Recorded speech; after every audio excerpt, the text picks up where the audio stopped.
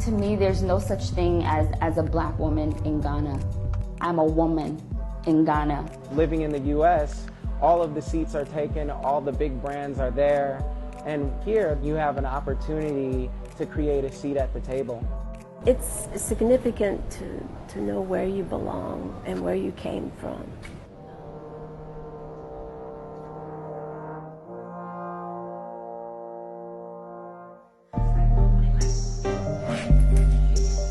For Angela Matthews and Cindy Myers, this morning marks the start of a trip they never thought they would make.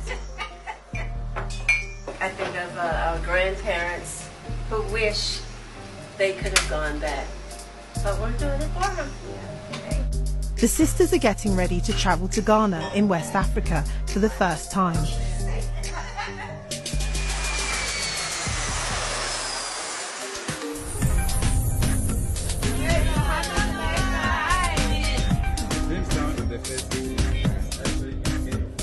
This group could have visited this country any time, but they chose this year.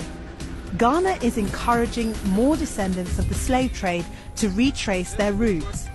They've called 2019 the Year of Return. It's 400 years after the first enslaved Africans arrived in what is now the US. This is Cape Coast Castle. It was one of the most important African bases for British slave traders during the 18th century. Historians believe at least 12 million people were shipped from West Africa to plantations in the Americas and the Caribbean. As we walk down the dungeons, this is the real dungeon in Ghana. I never thought I would make this trip. Never, never. My sister and I are the first generation to make it here. And it's just truly amazing. Truly amazing. For Angela and her sister, the trip to the castle and its dungeons holds a special meaning. They recently took a DNA test and discovered that they are of Ghanaian heritage, meaning their ancestors may have been held in these cells. I'm so grateful to be here and to be here with my ancestors. It gives me a great joy and I feel like I'm home. Thank you and gratitude to every ancestor of my bloodline. Thank you for being strong enough to make it. I'm sorry you had to go through this. This place is very saddening to see how they were treated. So inhumane. I mean, who would do that? Why? Money? It's just very saddening. Enslaved Africans were pushed through the door of no return and onto waiting ships. For many, it would be the last time they would see the continent. Being here, taking my shoes off, getting into the water, the Atlantic Ocean, I felt at peace, I felt at home. I felt like all of my ancestors, we were reunited, and it was just a wonderful feeling.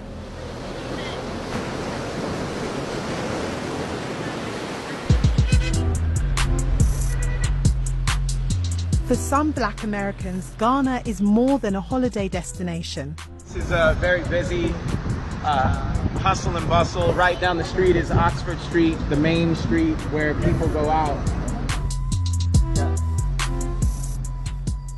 Ghana's economy is attracting young people who are searching for more than their identity. My name is Voltaire Exodus, and I'm a consultant, and I'm a founder of the company WeUp.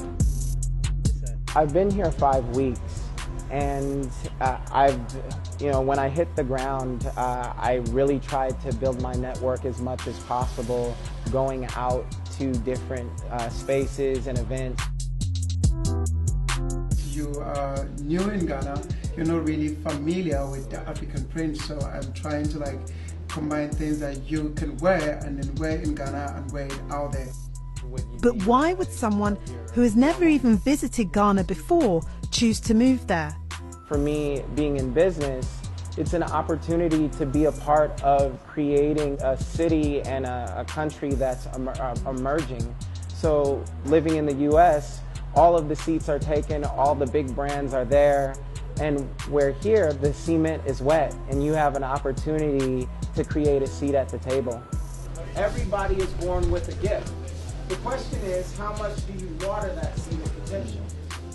But he admits it's not just about the money. The main differences of my life in Ghana and the US is the peace.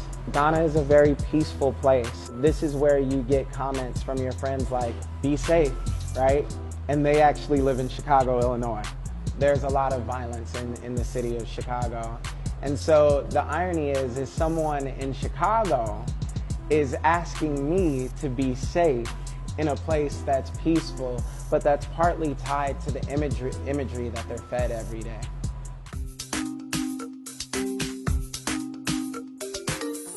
This is Lakeisha Ford. 5 years ago, she decided to move to Ghana to start a new life, and with it came a new sense of identity. To me, there's no such thing as a black woman in Ghana.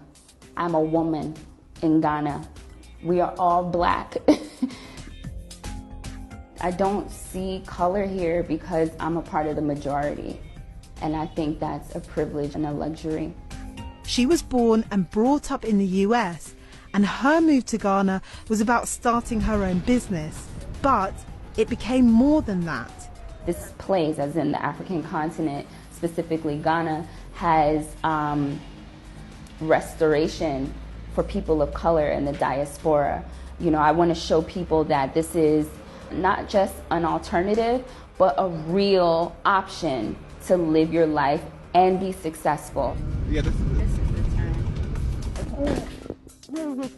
We found 2 partners that would support us with finding. Lakeisha has no plans to move back to the US, and she's encouraging others to join her.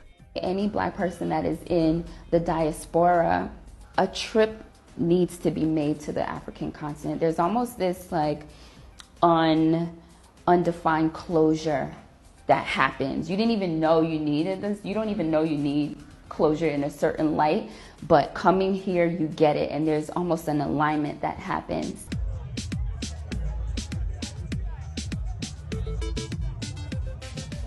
Back at the tour group, Angela, Cindy and the other travellers have also been able to discover a different side to Ghana. The country estimates the number of tourists wanting to find out about their heritage will increase by up to 40% this year. For Angela, retracing her roots has changed how she looks at her home country. And this time and all the things that are going on with our current president, it's significant to know where you belong and where you came from. So for me, coming back here, reuniting with my ancestors, makes me feel at home. I have a culture, I have a people, I belong. That's the significance it is for me.